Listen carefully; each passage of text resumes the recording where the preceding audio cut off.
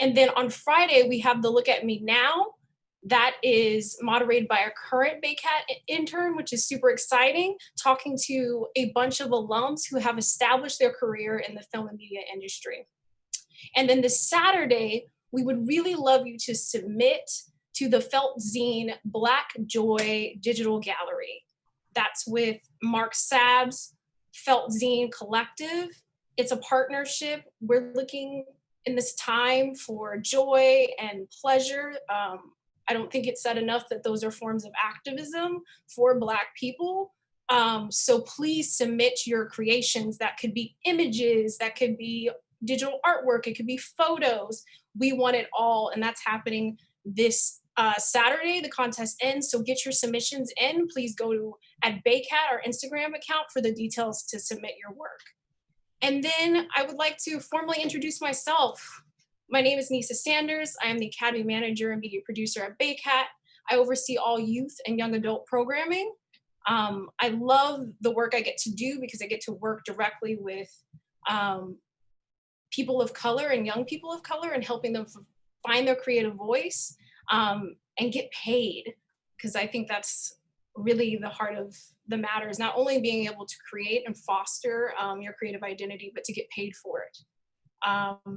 And now I would like to formally introduce our two queens that I'll be talking with tonight, and I'm so blessed and honored to. So Sephora Woldu is a Rican American filmmaker based in San Francisco. She was just recently named one of 25 new faces of independent film. She has 2 shorts and 1 feature underneath her belt. Her work has won audiences in the American Film Institute, to the Eritrean Community Centers in Philly, Atlanta, Toronto, and New York. Her debut feature film, narrative film, Life is Fair, has received the Emerging Filmmaker Award in Memphis. She's a current resident of the SF Film House, developing her 2nd feature film. And she's also a co-founder of the Asmara Indie Film Festival. She also has studied on a graduate level architecture and has a full-time job, y'all, at IDEO. So everybody needs to get it together and get on Sephora's level. But no, in all seriousness, she is definitely full of surprises and inspiration and the amount of things she juggles. Our other lovely panelist is Naima Ramos-Chapman. She's definitely a multi-hyphenated creative. She's based in New York. Her short film, And Nothing Happened, explores this psychological aftermath of a sexualized violence and premiered at the 2016 Slam Dance Film Festival. It also screened in LA and a bunch of other notable film festivals. Naima's 2nd short, Pew Pew, just recently premiered at Black Start, Slam Dance as well, and screened at a few other notable festivals.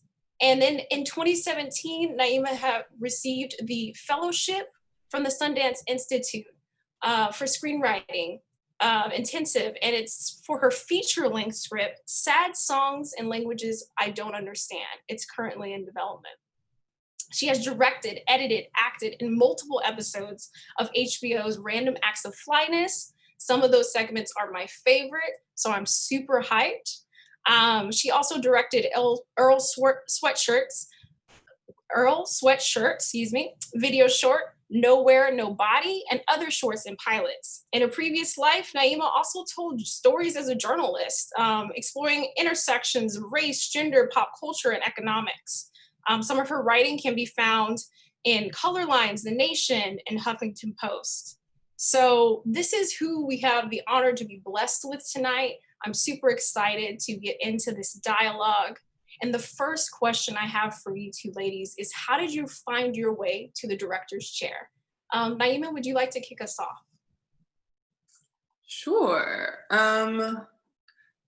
Let's see. To make a long story short, it sort of was about 5-6 years ago. I was trying to figure out, I just left Center for American Progress as an advocacy journalist there, under their like youth adult arm. At the time it was called Campus Progress. And I left and I was just sort of figuring out how to bridge together my interests in terms of writing and dancing. And I was also apprenticing at the Barrow Group for acting. And I had met a filmmaker, Terrence Nance, and we sort of hit it off and just talked for hours about film and art, and soon collaborated on a few music videos together.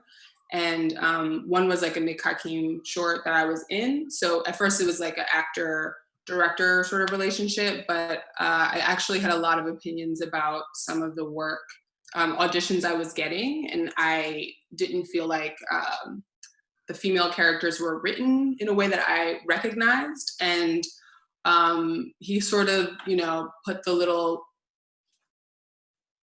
I seeded an idea of just like, it sounds like you want to author things and you have a pretty strong opinion. And in some ways I just sort of felt seen for the first time and was like, oh yeah, like making films, like that makes total sense, given my writing background and performance background. And so I gave it a shot and wrote about what felt like the most vulnerable thing to share that I would be like absolutely scared to.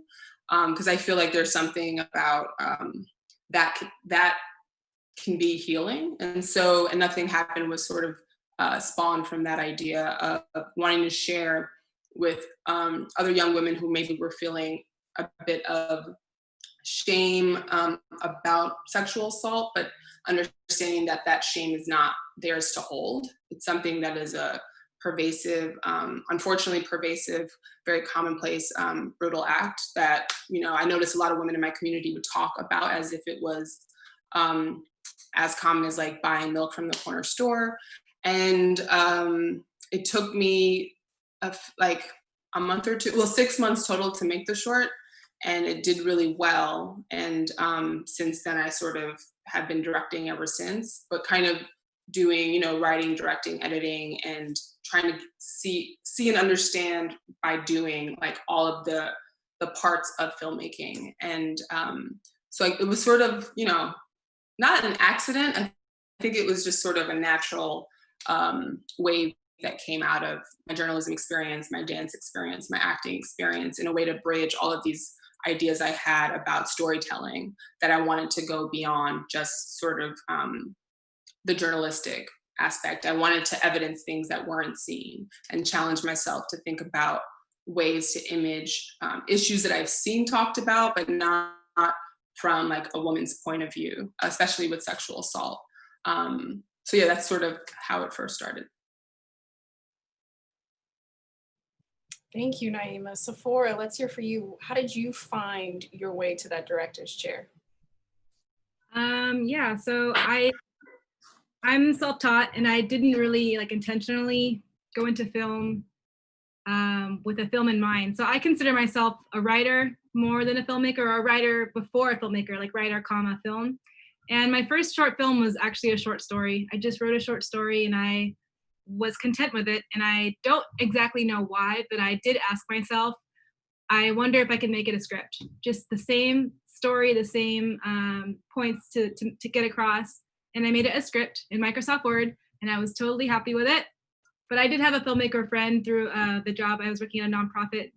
He would do our videos, and he was looking to do more creative projects. So he encouraged me to shoot it, and he said he would help. So we just kind of piecemeal shot my short film story. And then I was fine. And then I thought, maybe we should submit to festivals, because I've heard a lot about the festival circuit through him, and there's a bunch of organizations in San Francisco and the Bay Area that support films like the ones that we made.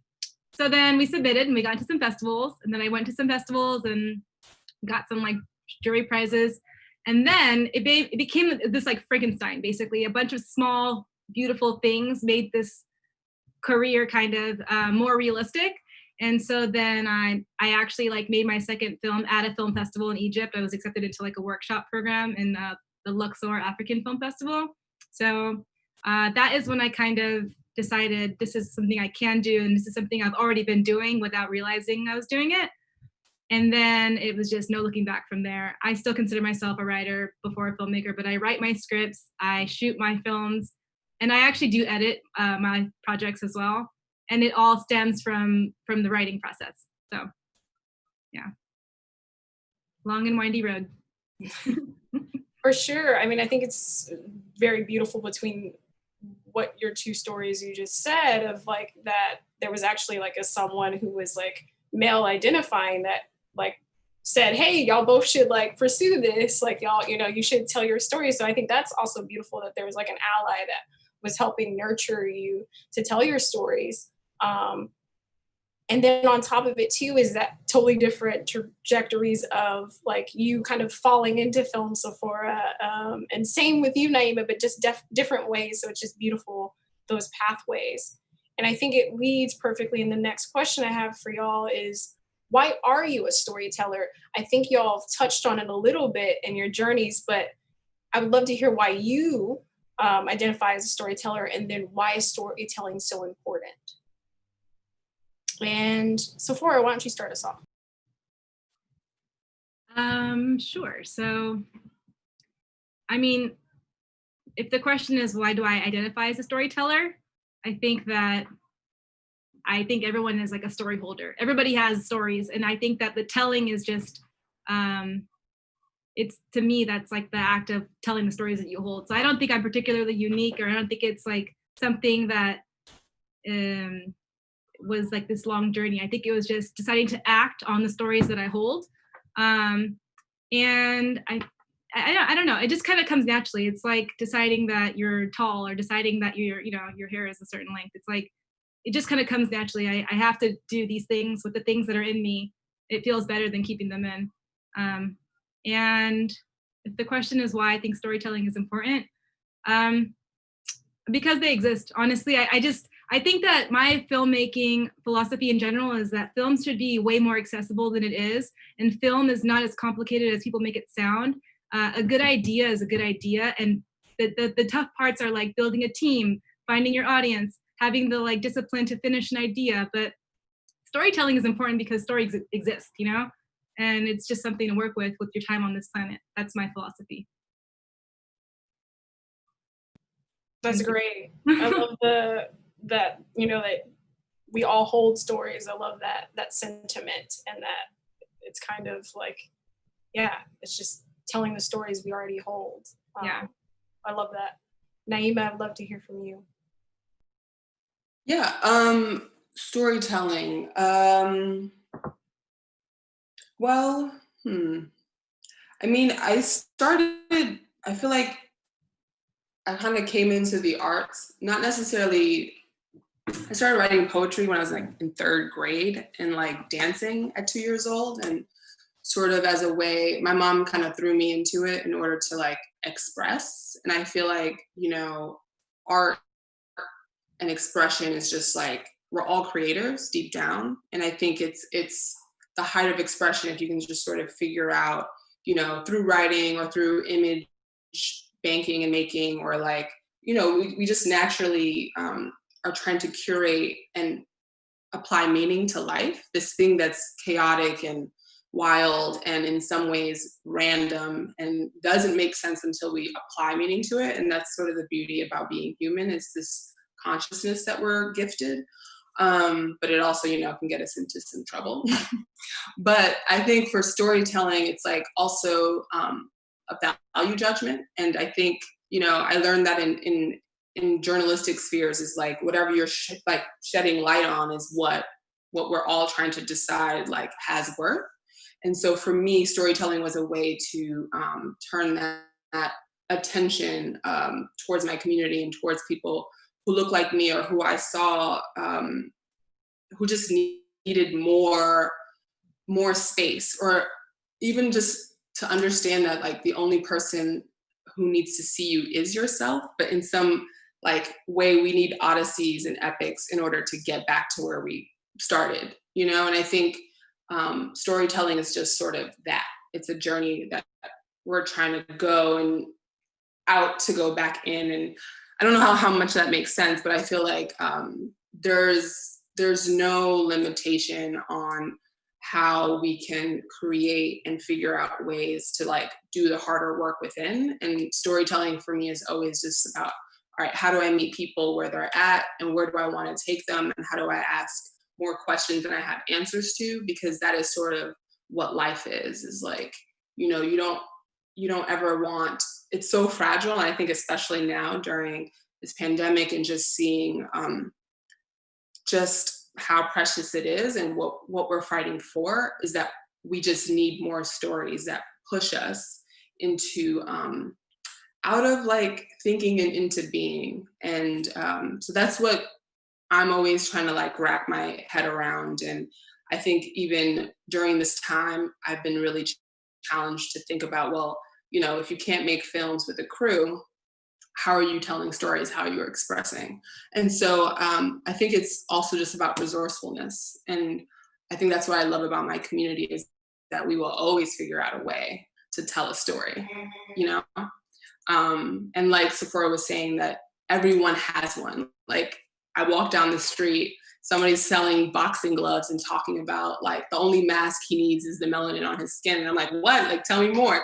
And so we're just like happening across these amazing bars, amazing griots. And I think as filmmakers, it's sort of, an artist, it's sort of our duty to like see and witness the world and witness genius and figure out a way to like share that with as many people as possible.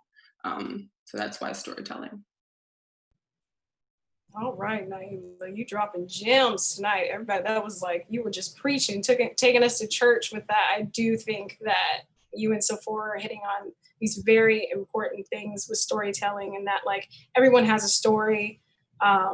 Life, like you said, is very like fragile and fleeting. And I think it's been pushed in our face. And then on top of it, we have the tools within us. I love that anecdote of what you were saying, the gentleman on the street. That is amazing.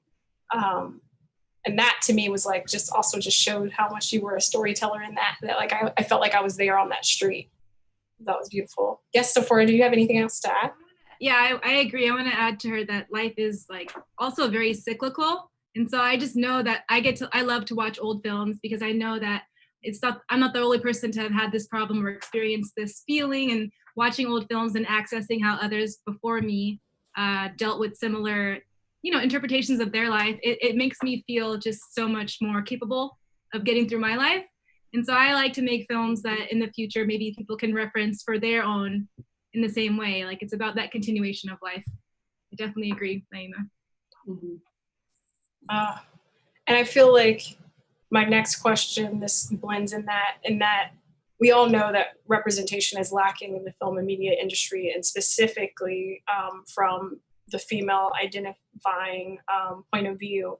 There's not enough women in front, behind, to the side, to the left, to the right, every direction of the set and the camera and behind the scenes. So I would love to hear kind of your sentiments and why women, an inclusive meaning of women with the X, center stories are important, and also like Black women's stories are important in light of today and what's happening. I would love to hear your thoughts on that. And I know, Naima, you kind of talked about that in your journey to the director's chair, but Sephora, would you like to kick that one off? Sure. I mean, I think that we live in such an interconnected world that like any of the real problems that our world has, we are involved in, and I think that we should also be involved in the solution. Our perspective is critical to any kind of progress, and we'll be affected by it directly because there are less and less problems right now that are isolated, that don't affect, people who are not represented in media. So if we're going to be a part of, we're going to be affected by what happens no matter what, I believe that we should be more invested and involved in the things that we can have an opinion about, right? And I think that like we should be as visible as possible because we are very much visible in the realities that other people are designing and creating. I think we have to just kind of like do our part to own our space. I like that. Do our part to own our space. All right. Naima. Yeah, I mean, I feel very encouraged by sort of the wave of women identified folks who are like coming to the table and sharing their stories. Like I definitely look up to the work that Ava DuVernay has done and Lena Waithe, and also making space and kind of their vision on screen, but also off screen, and funneling more, like just giving people shots, you know. And often, like, I've only been able to have a career because other women have seen me and have decided to, like, okay, her resume doesn't have the experience that like certain gatekeepers will hold, not against, but like there's so many times I've like tried to hire people and it's like, well, can they really do it? Or I've even had to hear that myself, even though, like, yes, obviously, like, have you seen as many, like, making something out of nothing, or just taking the camera and figuring it out and being as resourceful as me and other femme and non-binary folks have been in getting, you know, features made or shorts made, and into like competitive film festivals. It sort of is ridiculous that we have to like consistently prove or have these credentials that kind of, in my opinion, don't mean anything. But like if someone has a voice, they deserve to be heard. If it's specific enough, if it's strong enough, like give them a shot. And that said, like, you know, I look up to people like Dream Hampton and Sabah Folian, who directed Whose Streets, and I think we are seeing that wave come, and we just have to keep pushing and bringing people up. And I mean, I feel encouraged, and I always try to focus on the ways that we are making space, as opposed to, I mean, there's so much work to be done. And what I'm hoping that comes out of what we're seeing now in terms of the Black Lives Matter movement and all of these really challenging but inclusive conversations, where it's sort of like, you know, we're talking about Black women and like whether or not we're protected on the streets, you know, that we are leaders of movements, that we make up most movements, that we are the ones who are consistently doing the labor, and how do we make that known when we're creating films about what's happening now? Like, are we going to see Patrisse Cullors portrayed? Are we going to see, you know? So I think it's there, and it's definitely, I just know so many like women identified and femme filmmakers who are making the work, and I'm hoping that the industry sees that, and if they don't, that we say, like, I don't want to curse, but like F it, and then create our own production companies and our own studios. And I think that's also happening. And like, if we have to divest from a system to create our own, so be it. But hopefully people are waking up, and yeah, and I think we are coming to it. Like, I just watched Layla Wainwrab's The Shakedown, which was really great. And now that, like, you know, cameras are just a bit more accessible, there's also, it's still costly, but I do feel like the digitized age has made it easier to make a feature film in ways that we can kind of like use social media to get our stories out. But I also don't want us to get, you know, siloed onto the margins and having to keep creating things for like super, like, no money. We deserve to have like bigger budgets and like A-list stars. So I think, you know, as someone who identifies as a woman, you know, just keep pushing. And you know, I always tell directors that, you know, you're hired in some ways to get fired. So get as many people in, bump people up to department heads, like, do what you need to do. There's always a way, and we can figure it out. So. That's awesome. Thank you, Naima. And that's so true. Like, yeah, once you have your shot, I think it's definitely bringing people up. And I think it's great to hear that from your experience, that you've had women support you, and then you're able to bring in other women and POCs and help cultivate that community, you know, and rise together. And I think that's a sentiment that I'm seeing as well, and I'm very excited to see in the industry. But yes, I can't wait to see more of it, and also allies jumping on board and doing it too. Because it's one thing for us to do it, but people need to pull up as well. Our allies need to pull up. All right, Yes. Sephora. More than just Brad Pitt, you know. Exactly. Exactly. More. We need more. We need so many more. Sephora, do you have anything to add? Sorry, I think I muted myself. Sorry, there was an ambulance. Yeah, actually, Naima mentioned that women often put so much into movements and so much into the visions of like others. And I think that as a filmmaker, it's so powerful as a woman to put that same energy into you and to put that same energy into your vision, you know? So it's immortal, but it's also just like a form of reciprocity, but to yourself, you know, like you're doing what you're already doing for everyone else, for you. A film is incredibly consuming, and it takes a lot to finish, and it requires a lot of the same discipline and vigor that we have for other people, right? So there's something really empowering about putting that into yourself again to finish your idea. Yeah, totally. Love that. Yeah. And I would add also just like, I feel like I know so many women in the industry who are producers, who want to be directors. And I just want to say like, direct, you know, like, I think there's just a lot of,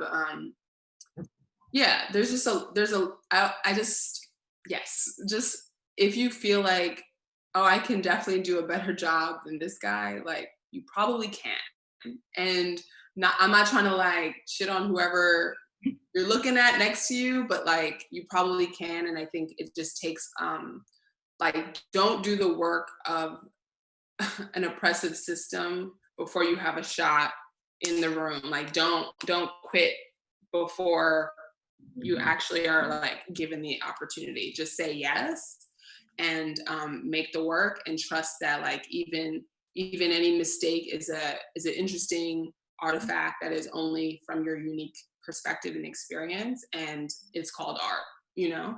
So I think women, you know, I was raised by women, and a lot of them are super creative, but it's sort of like not seeing themselves as capable of, you know, leading a whole team into an artistic vision. I'm like, no, my mom can direct like 20 films. Like, why? Like, she totally could. She did a lot, you know? So it's just sort of making sure that people coming up also behind us understand that and see it, and that we're making it very clear that this is for them as well. So definitely, and giving ourselves a chance to even if we make a bad movie, like, so what, we made a bad movie, it's like not the end of the world, you know. But so rarely will like ideas that we really believe in turn out totally bad. It's not that big of a risk, you know. And we're already doing the work. We're just not giving ourselves the titles. So I know a lot of producers who are women as well, know how to produce, and they also know what to ask for in a producer. So it's an additional skill set into bringing your ideas to life. The stories, they're already there. You're already making them. It's just owning them. I love this, and I think it's so true in that I had a very artistic childhood, and it's so true in that I think that filmmaking is definitely advertised, and just in the media industry in general, of like there's already this learning curve, and if you're not technically proficient, you know, you can't make it. And that's so not true, because the amount of people that I've even been on sets with that don't know a lot, but somehow they made it there. And a lot of those people were male identifying. And realizing that, wow, like, yeah, you don't need to know everything. It's more of like that energy, that passion, and that inertia to just try it. I think that filmmaking is definitely trying, and a lot of failing, and then problem solving, and then that magic happens where it somehow comes together and works. So yes, I think that all these things of that women have this in them, like we have these skills, we have this to do these jobs, and it's just trying. So thank you for that. And I feel like y'all definitely already touched on this, and I think this just needs to be said too in this platform of that our art is activism. Our joy is activism, our existence is activism. And I think this is evident from what we've already like just been kind of touching on. So I just want to say that out loud. And with that, I would love to hear about how you bring your heritage into your artwork. So it'd be great to hear more specifically from Sephora, if you would, I would love to hear from you because your beautiful poetic film, Life is Fair, I feel like your heritage is just definitely like it's a tapestry in that film. So I would love to hear how you brought that in. Definitely. So if the question is, how do I bring my heritage into film?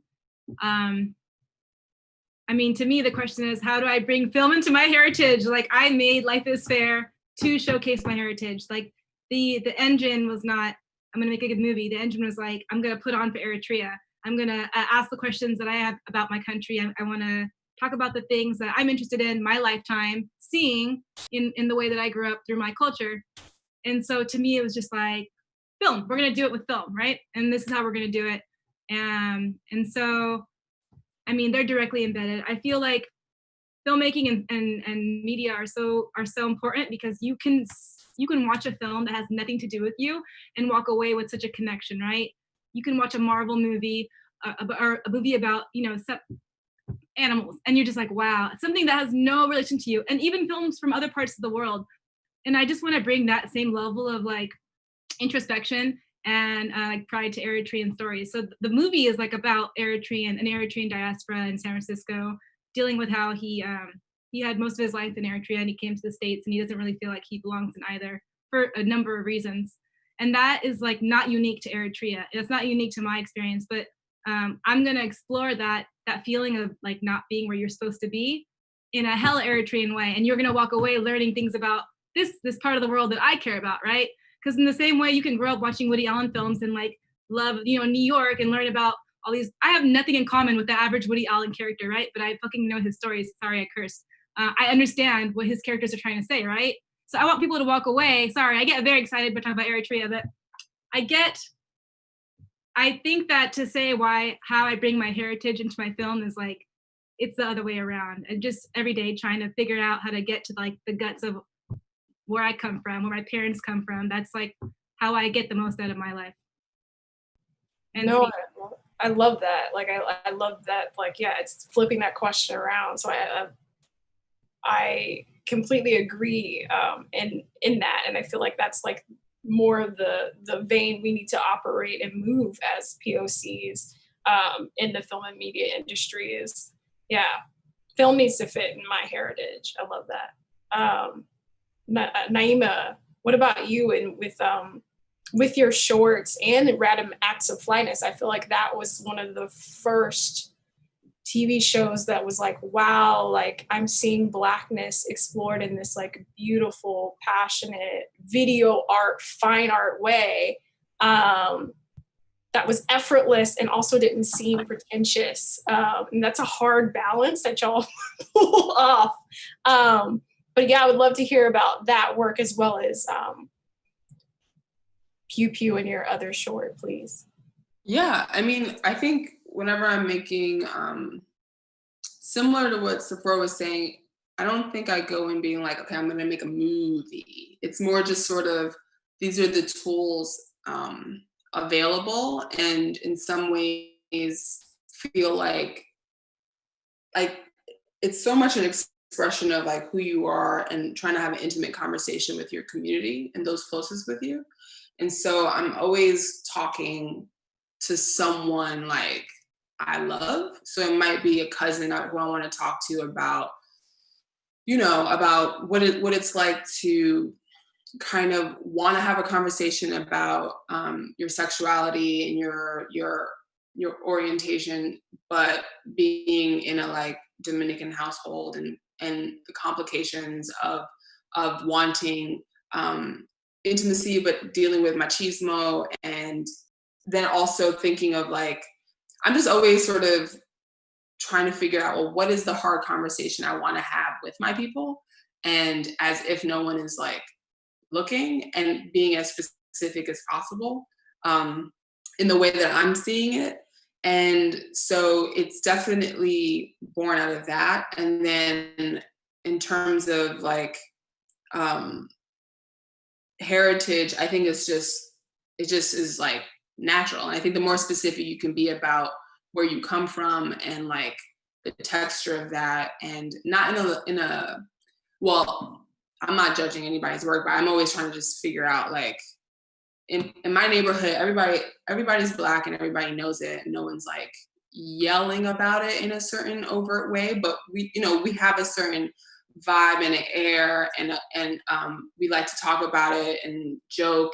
And so I want all of those layers in there, from the writing, from the editing. Like even with editing, it's like, well, how I'm editing off of feelings, off of the way like my mom talks, off of the way she like de-stresses. She doesn't meditate, but she definitely takes some heavy sighs. And like, what is that feeling, and what is that the way of being that is very specific to like being Black and Puerto Rican, raised in Flatbush, in a predominantly Haitian neighborhood, where I went to like the West Indian Day Parade, and like or a conversation I'm having in Little Haiti in Miami with women who work in the sex industry. And like, so I'm always like, wherever I'm at, I'm trying to have a very specific conversation to my community about the things that bother me, or the things that I want to celebrate, and the things that I feel like are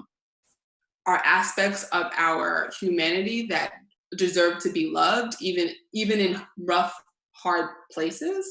And so that's where like my heritage comes up. I think it's very much like how do I value where I come from, even if it sometimes feels like I was taught to hate where I come from.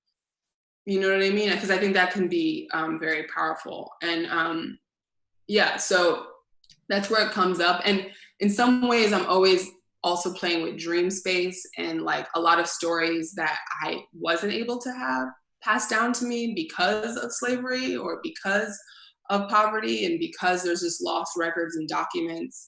And like, I don't have a picture of my grandmother on my Puerto Rican side. So like thinking about stories where I'm told what she looks like, but I don't really know, and like how she came to this country, and having been with just like all of these stories that are also make me think of Toni Morrison's Song of Solomon, which I absolutely love. Bringing up a random novel reference, but like how important it is to, even if you don't know exactly how you got somewhere, that like you're able to dream and mythologize and bring in together things that, sure, there are records, but there's all this space too that we need to reclaim as well. And that lives in us too. And I think the cool thing about film is that there's all these different layers and ways you can explore that through sound and editing and writing and casting. And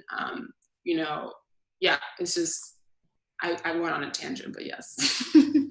No, girl, one thing to agree with her. Please. So the question about heritage as well is like, it's that feeling of wanting to contribute towards it. Like when you're saying something about your heritage, you are adding to the culture, and it's something that someone else can reference. It's like leaving your mark, kind of, or trying to show your difference through your work. Yeah, and there's like no better feeling when you're like, oh shoot, like other people get it. Mm-hmm. Like, yes. And you have to lean in, even if it's not your culture. Mm-hmm. That not overextending is sort of where the learning happens, or the like understanding, because you're not treating your audience like they're stupid. Exactly. They're intelligent. We're all smart. We, like what you were saying before about Woody Allen films, it's like, yeah, like I don't need to know what it's like to be this like old Jewish guy, but like if you tell a good story, I'm there, I'm with it. So yeah, I think part of your heritage is it's central. Absolutely. Wow. So many gems to dissect there between the both of you, but I feel like y'all like did lapse on that question that I'm like still reflecting on. So thank you for that. I think. Oh, Sephora, did you want to add anything? It was a good question. Thank you. No, yeah, I wanted to put like a lot of thought and care into like this time we have together and taking space together, and hopefully like empower, our audience out there, however they identify too, because I think that this is an act of storytelling that we're doing together. So it's beautiful in that regard as well.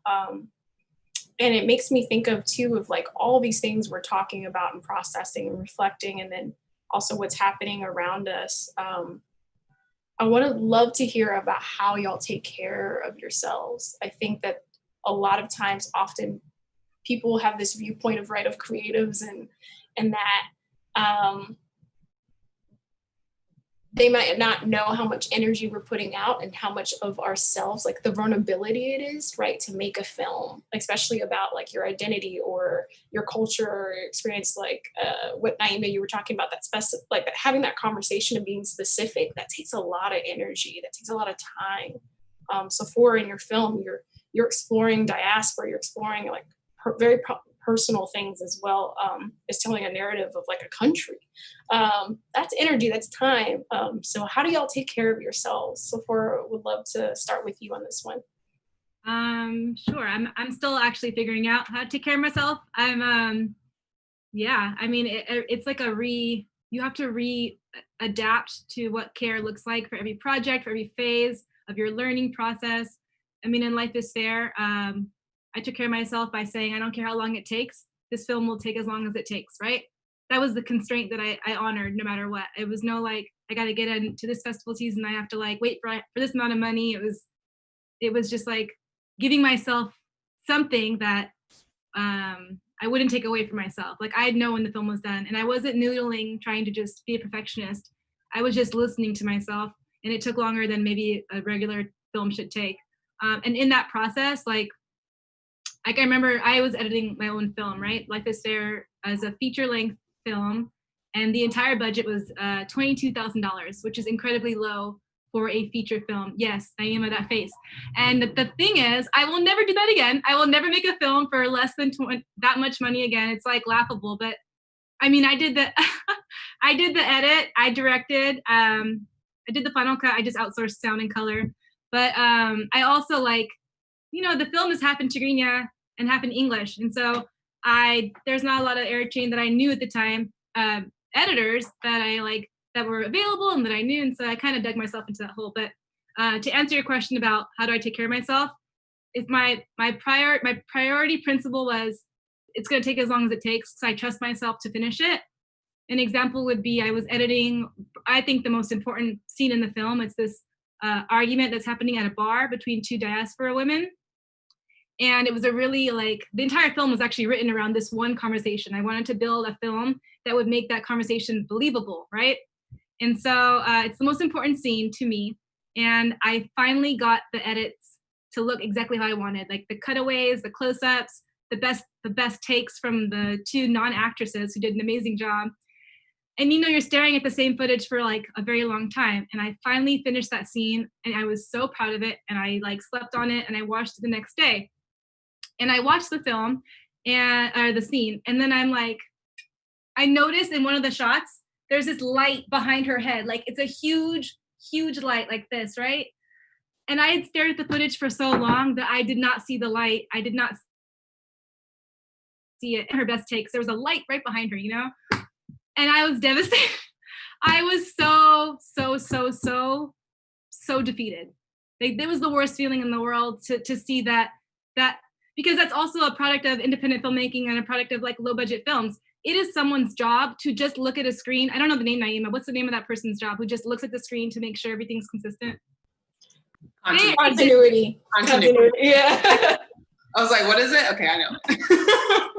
There's a person whose job it is to just look at that screen. But on my set, that person was also holding the light and doing a bunch of other things. So we missed it. And I put my computer down and I didn't touch it for 2 months. I did not edit not one part of my movie for 2 months because I was so it really hurt me. That scene was so hard to finish, and I finally finished it, and I couldn't use it. I had to start over. So I had to build that scene all over again with other footage without the light. And your face, Naima, is the face that I made for those 2 months. I was like, so that's why I'll never make a film. Now I know why films cost more money. And now I know that like, I will definitely be paying somebody to do that one job, you know? But self-care is like listening to yourself. I was so sad, and I just let it go. And then I trusted myself to go back to that, and I did, and I finished it. And I eventually cut the scene again. Whew. No, thank you, Sephora. I think that's so important. You just hit on something that like self-care doesn't like necessarily mean like in this very superficial way of like a face mask and like, a bubble bath, and those are all great things. But but in this process, I think it's also like, like realizing, taking some time for myself and stepping away from a project can be self-care. And I think that's amazing. I'm so happy you shared that anecdote with us. Thank you. Naima, I would love to hear from you. I'm so happy you shared that too, because right now I'm like stress balling because I'm like trying to finish writing this revision, and I can't tell if I'm taking care of myself. I'm trying to give myself a deadline, but it's like really stressing me out. And sometimes you just write so many pages that don't ever go into the actual thing. But it's part of the process. So I'm actually trying to learn how to not be so hard on myself, because I can be like, and yeah, that journey of self-care is long and windy. So I'm trying to still figure it out too. I think I went a few years of not stopping and just working. And I don't know if I've taken the best care of myself, but I have incorporated certain things, like knowing that like therapy is very important, and aftercare during certain, because I tend to like be gravitated towards trying to figure out a way out of trauma, or like how do we accept these really hard things that happen, but also that there's like resilience or understated bravery on the other side, or transformation. And some of it is like semi-autobiographical, or there are stories that come directly from people who I love and care about, and I have to also be thinking about them when they watch the film, and having conversations before, or being very transparent with my process, and then also knowing when to throw certain things away. Like some filmmakers, I think, can be so trapped in their vision, they're not thinking about how this person or actor is going to feel like 5 years from now. And like, there's some people who really want to go there, and there's other people who just don't, and they just want to do their job. And so I'm always thinking about care in terms of like, as much as I am an artist, like my films are not my body, they're not me per se, they're a reflection.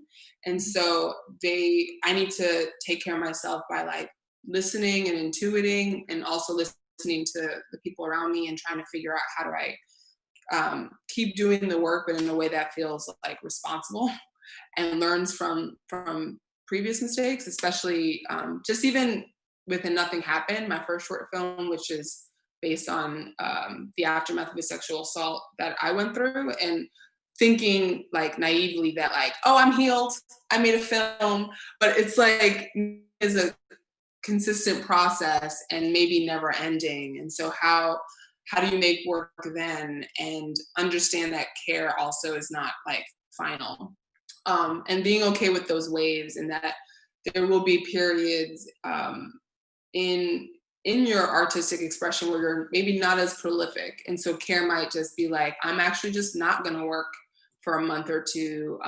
Or, as this poet calls it, she calls it composting. Like sometimes you're doing the work by like not doing the work, by taking long walks, by like really sitting with life again, and not being caught up in the ego of, I need to produce.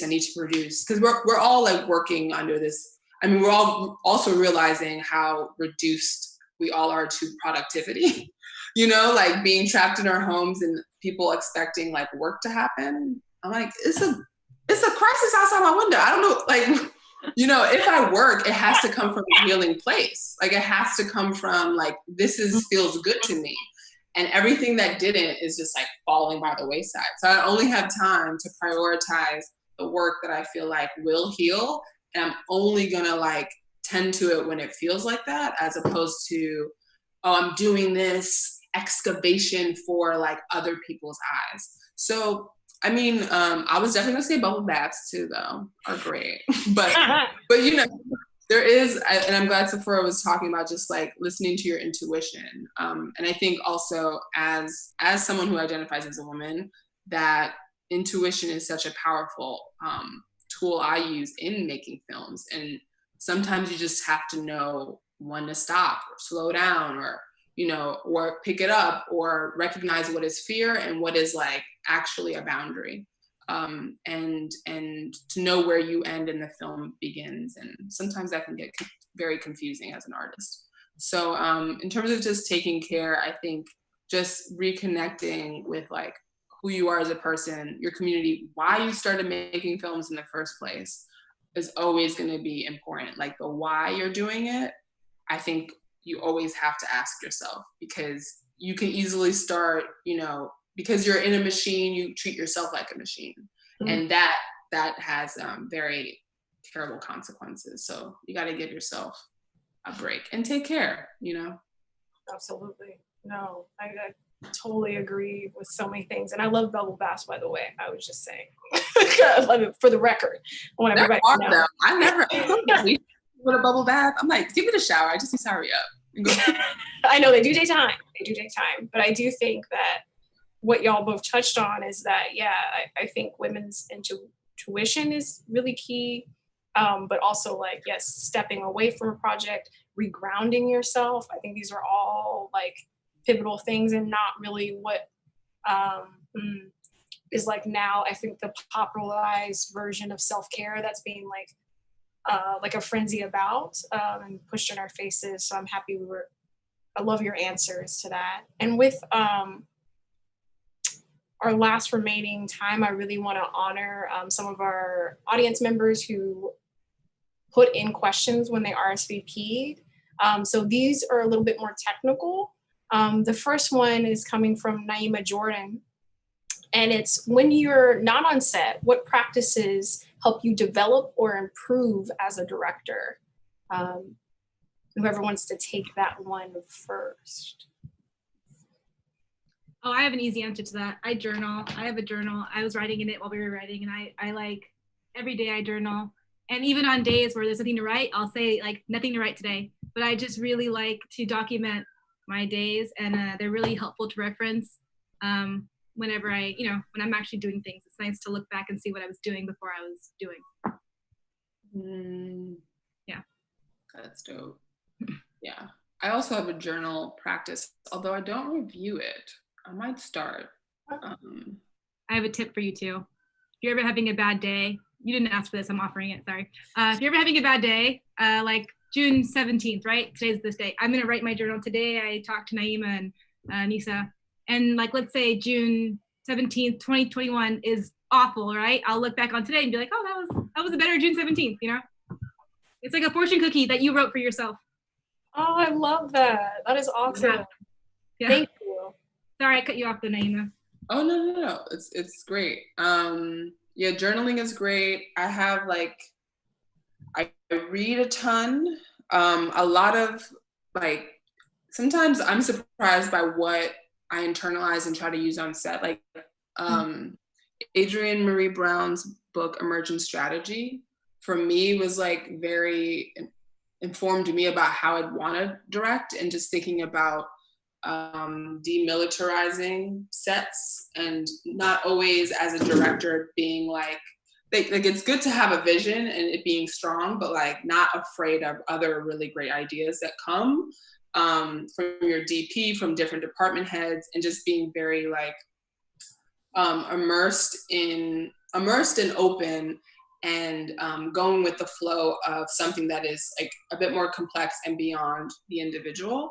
And she has really great musings about biomimicry and this thing called murmuration, about like flock of birds and how they move together, and how, you know, when one gets tired, like it's sort of, they all intuit like how to move and migrate. So I kind of do a lot of prepping just from like the books that I'm reading, and you know, like All About Love from Bell Hooks, or I read a lot of Toni Morrison's novels, and just try to think of like, oh, if I'm crying 3 times in this book, like how do I make something like that? What do I do when I'm not on set? I mean, I have a lot of like, I don't know. I think in some ways you're always directing a set, just feels to me a lot like life, and just not being afraid of seeing people for people first, and then figuring out like why is everyone here? Everyone's here because they do believe in what they're doing, but sometimes we forget along the way. And just sort of trying to tap into how we can all just be very present in that moment. So I do a lot of meditating.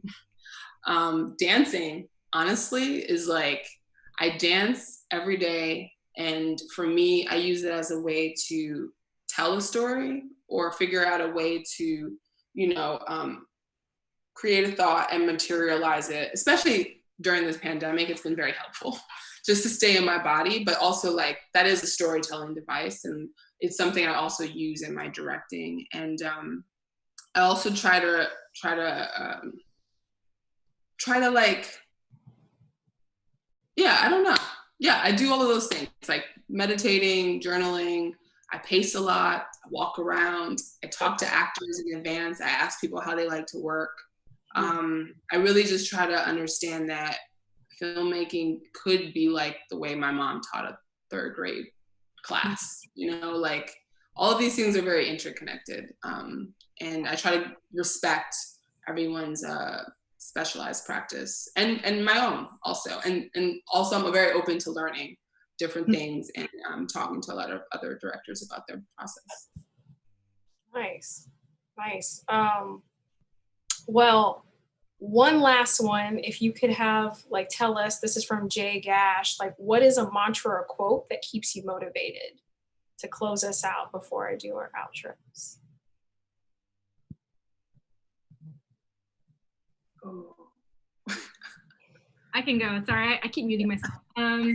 I actually just did another talk recently, and this kind of came up. It was about this mantra that I have, because I'm self-taught and because I'm kind of, you know, working from the hip most of the time, but not really. It's very strategic. My mantra that I have for myself is, I don't always know exactly what I'm doing, but I know exactly what I'm trying to do. I'm very, very, very, very clear of what I'm trying to do, and that clarity allows me to usually do it, right?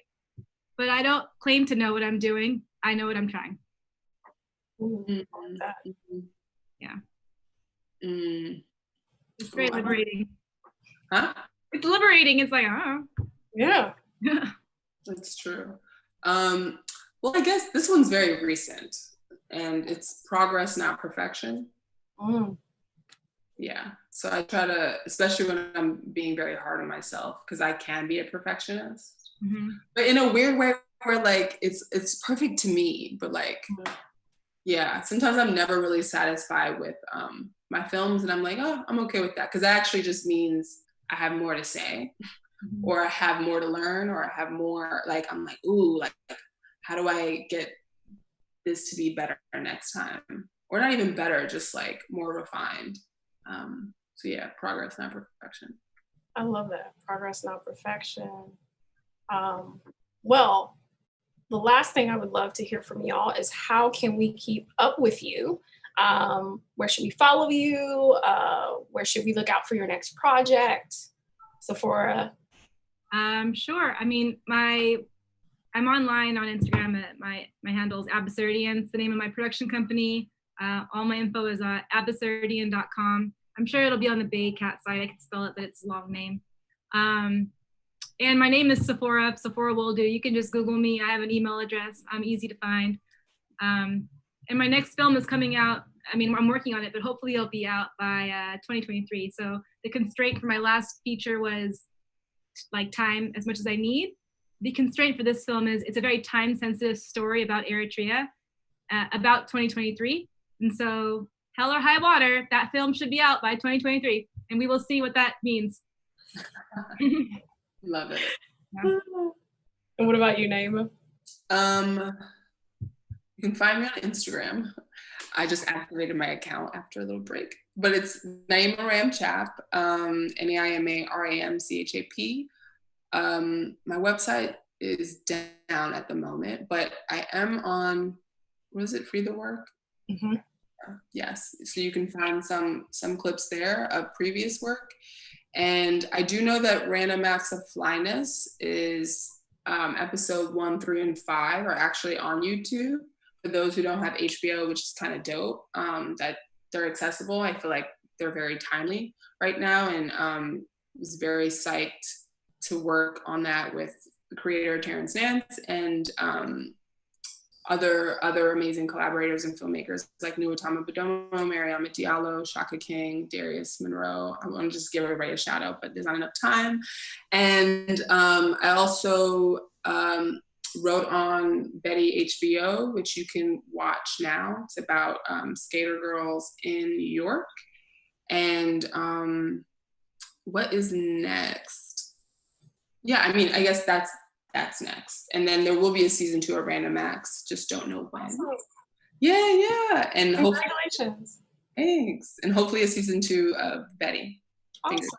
So yeah, and just working on another film, developing, still writing, and it's taken me a while, but you know, it'll get done. Yes, it will. Yes, it will. Mm-hmm. Well, thank you both for joining us tonight. This has been an amazing experience. I feel very blessed and honored. I'm lifting everyone in the audience up in positivity. And thank you so much for joining us as well. We hope you enjoyed it. Please join us tomorrow, as I mentioned in the intro, for Where's the Money At? That's going to be with Boots Riley, Chocolate Chip Media, and Kevin Wilson Jr. That's where you find out about the money, how to fund those passion projects. And then on Friday, we're taking time to speak with our BayCat intern alums who have established careers in the film and media industry. That will be moderated by a current spring intern, so that's super exciting. Again, please also submit your artwork to the Digital Black Joy Art Gallery. Thank you for joining us tonight. Please take care of yourselves. Self-care, we just talked a lot about that, those tips. Take care of yourself out there. And definitely stay motivated, stay active, keep the fight up. We appreciate y'all on the front lines. All righty. Have a good night, everyone. Thank you, BayCat. Bye. Thank you.